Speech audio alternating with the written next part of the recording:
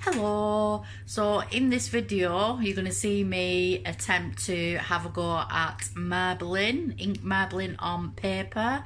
Now marbling originated in Japan and it is known as, and I'm reading my sheet here, suminagashi.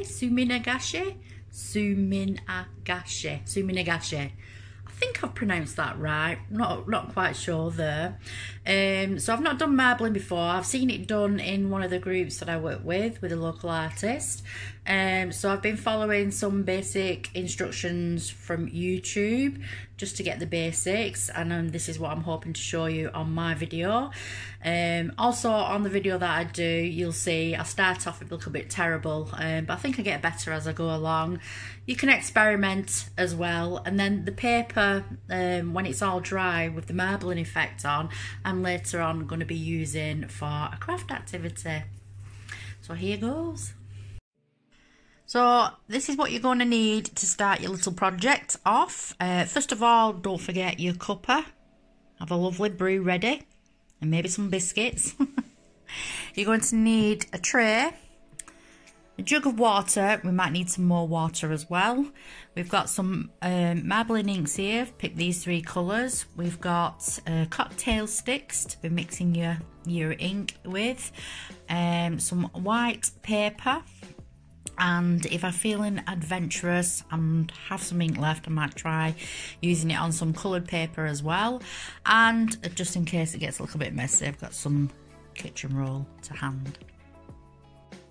So first of all, I'm going to pour this water into the tray. That'll do. Now with your inks, make sure you give them a little bit of a shake, as the pigments in the colour will settle at the bottom, and because it's oil based, the oil will be at the top, so you don't want to be dripping oil, just oil.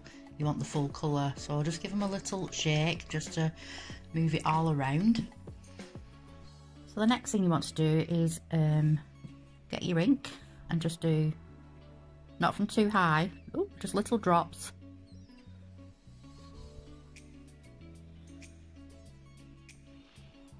And then get another colour.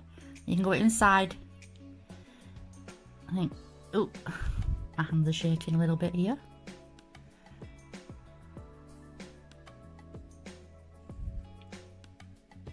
So I think the closer you get to the water, the less likely it is to spread as much. Let's try green. Oh, that wouldn't want to come out, that one. Oh. Oh. I think there was a little bit of air in it. Having problems with this one here. Oh, it just did it again. Maybe a little bit more red in that one.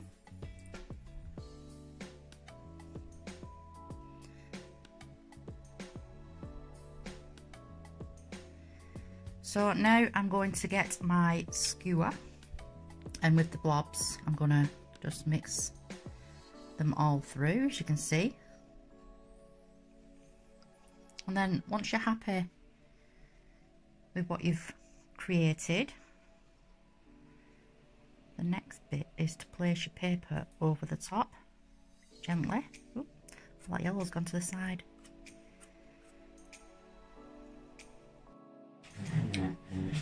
So with your paper, just make it into a little U shape, because that's the first bit that will be going into the water. Put it on top of the water gently,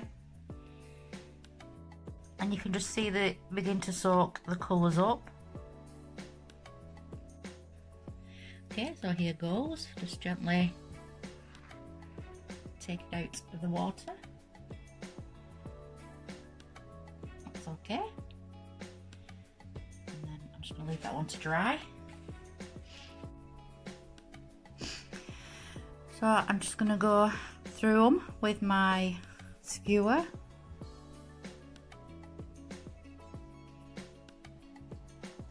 So I'm just going to take that out like that.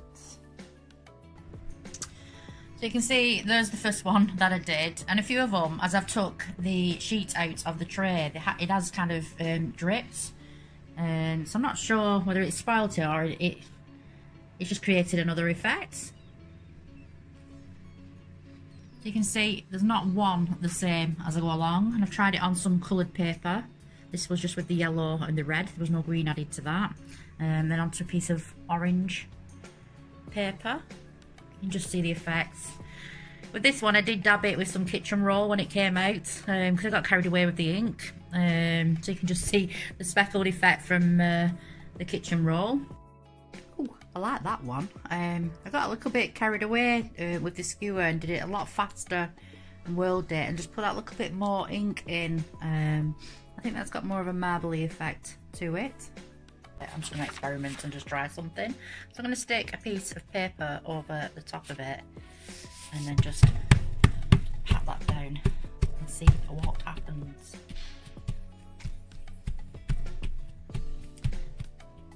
Am I going to ruin the marble effect? Am I going to get some sort of a butterfly effect? I'm not sure. Oh, there you go.